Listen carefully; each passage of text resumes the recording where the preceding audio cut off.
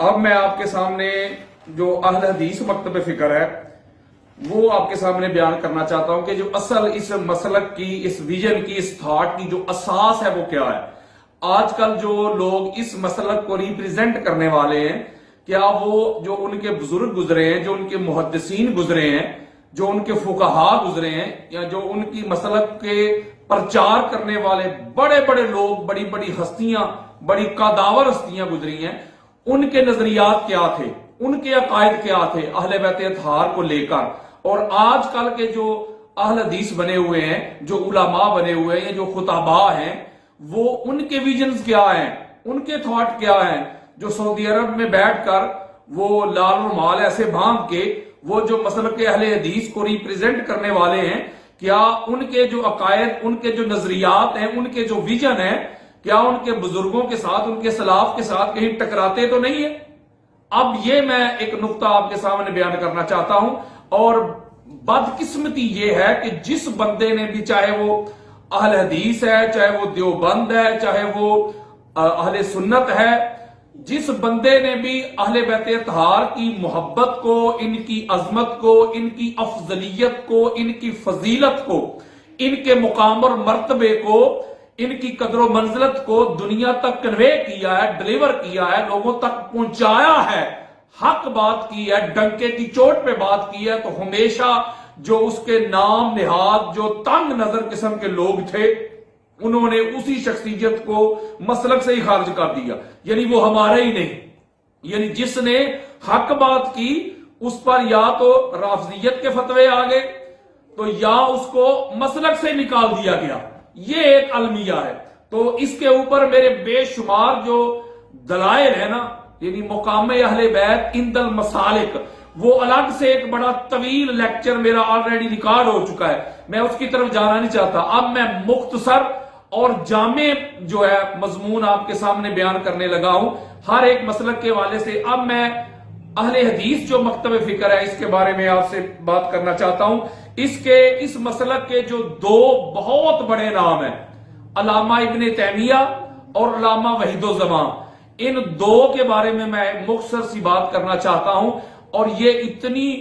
بڑی شخصیات ہیں اہل حدیث مکتب فکر میں، ان کا قد کاٹ اتنا بڑا ہے، اتنے بلند لوگ ہیں یہ کہ ان کے نام پہ یہ لوگ سکول بناتے ہیں، ان کے نام پہ مدارس کا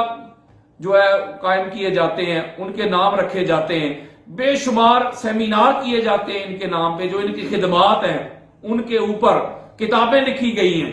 علامہ ابن تیمیہ اور علامہ وحید الزمان۔ اور جو تنگ نظر قسم کے لوگ تھے، ملا ملوانے ہوتے ہیں، جو مسلک کو بھی اپنے تابع کرنا چاہتے ہیں، انہوں نے کہا نہیں جی یہ ہے اف بٹ اگر مگر فلاں فلاں فلاں، یہ ہمارے نہیں، یہ ان میں یہ ہو گیا، ان میں وہ ہو گیا، ٹھیک ہے، انا للہ و انا الیہ راجعون۔ علامہ وحید الزمان، ان کی میں عبارت آپ کے سامنے پیش کرنا چاہتا ہوں کہ اہل بیت اطہار کے حوالے سے، آقا علیہ السلام کی آل اولاد ذریت کے حوالے سے ان کا نقطہ نظر کیا تھا، ان کا پوائنٹ آف ویو کیا تھا۔ اور ان کی بڑی معروف کتاب ہے ہدیۃ المہدی، اس کی جلد نمبر 1 اور صفحہ نمبر جو ہے 97، 98، 99 اور 100 تک یہ مضمون چل رہا ہے، آپ پڑھ سکتے ہیں۔ ہندوستان کی چھپی ہوئی کتاب ہے، ٹھیک ہو گیا، کانپور کی۔ تو میں آپ کو بات کرنا چاہتا ہوں کہ وہ فرماتے ہیں، علامہ وحید الزمان فرماتے ہیں کہ اہل الحدیث سے ہم شیعہ تو علی ابن ابی طالب، وہ کہتے ہیں وہ جو ہم اہل حدیث ہیں، جو حدیث والے ہیں یا حدیث کے جو وارث ہیں، جن کو اہل حدیث مکتب فکر سمجھا جاتا ہے، یا جو نیچے اتر آئیں، نچلی سطح پہ چلے جائیں تو لوگ جن کو وہابی کہتے ہیں، وہابی سمجھ لیں، اہل حدیث سمجھ لیں، وہ کہتے ہیں ہم علی ابن ابی طالب کے شیعہ ہیں، یعنی اہل حدیث کی پہچان یہ ہے، ان کی معرفت یہ ہے، سب سے بڑی جو اہل حدیث ہیں ان کی خوبی یہ ہے کہ یہ مولا علی علیہ السلام سے محبت کرنے والے ہیں، یہ مولا علی علیہ السلام کا گروہ ہیں، یہ مولا علی علیہ السلام کی جماعت ہے، یہ مولا علی علیہ السلام کے شیعہ ہیں۔ علامہ وحید الزمان کہتے ہیں کہ ان کی پہچان یہ ہے کہ یہ مولا علی علیہ السلام کی جماعت ہے، مولا علی علیہ السلام سے محبت کرنے والے ہیں، پیار کرنے والے ہیں، ان کا ادب کرنے والے ہیں، ان کی تعظیم کرنے والے ہیں، ان کی توقیر کرنے والے ہیں، ان کی رسپیکٹ کرنے والے ہیں، ان کا احترام کرنے والے ہیں، ان کے ساتھ جڑے ہوئے ہیں، اس کا مطلب ہے علامہ وحید الزمان کے اس قول کے مطابق اہل حدیث وہ ہے، یعنی وہابی وہ ہے جو مولا علی علیہ السلام سے محبت کرتا ہے، جو خود کو مولا علی علیہ السلام کا شیعہ مانتا ہے، گروہ مانتا ہے، جماعت مانتا ہے۔ اور آگے وہ کہتے ہیں کہ جو اہل حدیث ہے، سب سے پہلی پہچان تو یہ ہے کہ وہ علی سے محبت کرنے والے، علی ابن ابی طالب کی جماعت ہے، پیار کرنے والے ہیں۔ اور دوسرا کیا ہے کہ یحبون اہل بیت رسول اللہ صلی اللہ علیہ وسلم، اور آقا علیہ السلام کی جو اہل بیت ہے، آقا علیہ السلام کی جو آل ہے، اولاد ہے، ذریت ہے، ان سے محبت کرنے والے ہیں۔ یعنی جو اہل حدیث ہیں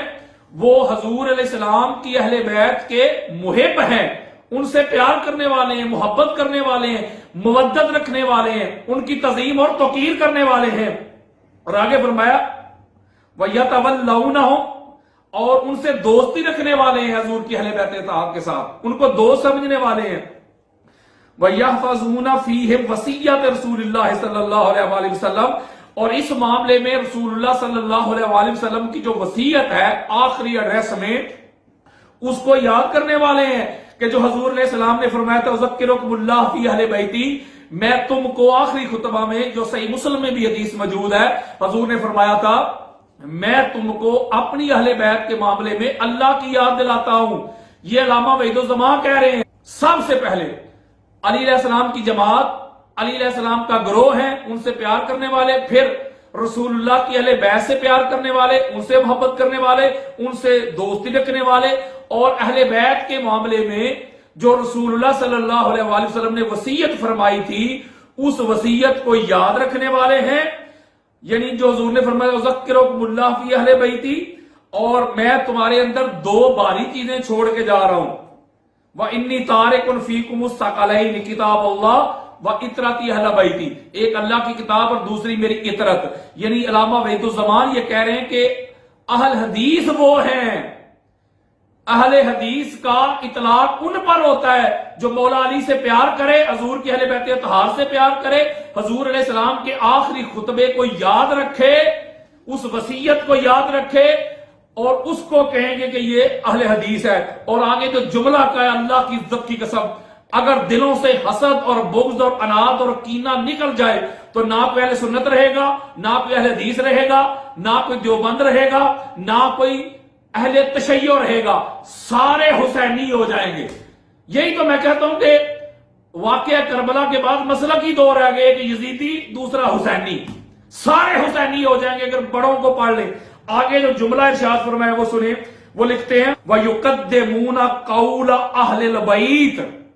فِي مَسَائِلِ الْقَاسِيَّةِ عَلَىٰ أَقْوَالِ الْآخِرِينَ، تو جب ہم قیاس کرتے ہیں تو آقا علیہ السلام کی جو اہل بیت اطہار ہے ان کے جو اقوال ہیں ہم اس کو مقدم رکھتے ہیں، اس کو پریورٹی پہ رکھتے ہیں، اس کو اختیار کرتے ہیں، اڈاپٹ کرتے ہیں دوسروں کے اقوال پہ۔ یعنی ایک مسئلہ پہ دو اقوال موجود ہوں، اہل بیت اطہار کا بھی اور دیگر کا بھی، صحابہ کا بھی، وہ کہتے ہیں ہم اہل بیت کے جو اقوال ہیں ان کو پکڑیں گے۔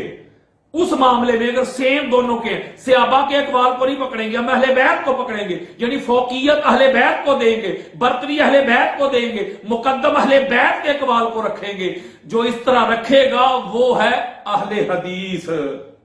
اور آگے پھر لکھتے ہیں علامہ وحید الزمان کہ وہ اہل بیت کون ہیں، اس میں بھی کمال کر دیا۔ وہ لکھتے ہیں وہ اہل البیت علی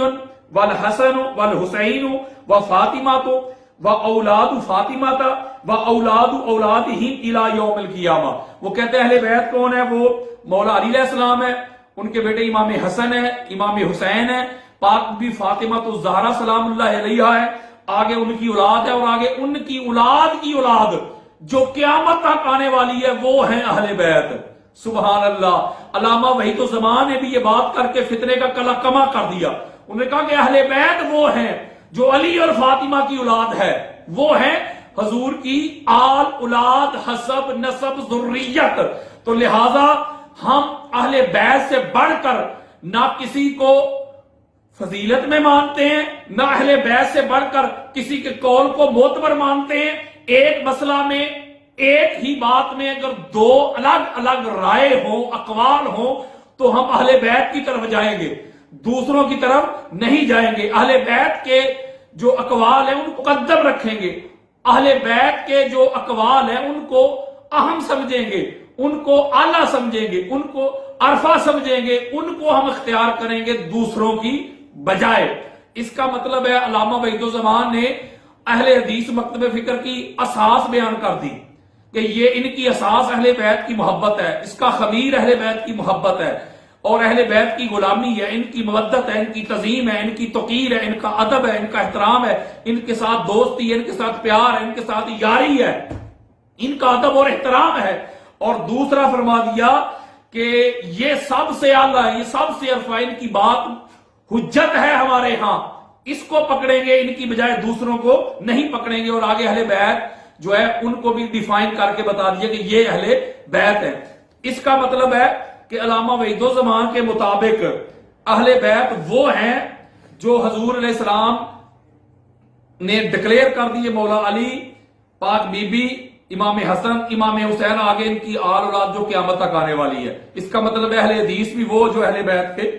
غلام ہیں۔ علامہ ابن تیمیہ کی ایک عبارت میں آپ کو سناتا ہوں جو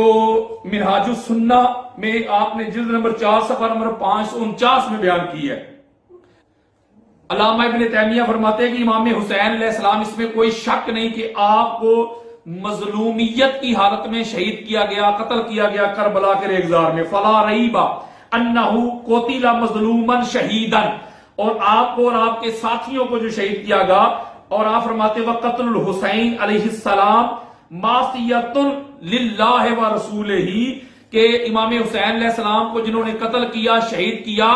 انہوں نے اللہ اور اللہ کے رسول کی نافرمانی کی، معصیت کی، ممن قتلہ، جنہوں نے ان کو قتل کیا، شہید کیا، او اعان علی قتلہ، اور جنہوں نے ان کی قتل میں، ان کی شہادت میں معاونت کی، ان کی مدد کی، اور راضیہ بذالک، اور جو اس پر راضی ہوئے، انہوں نے اللہ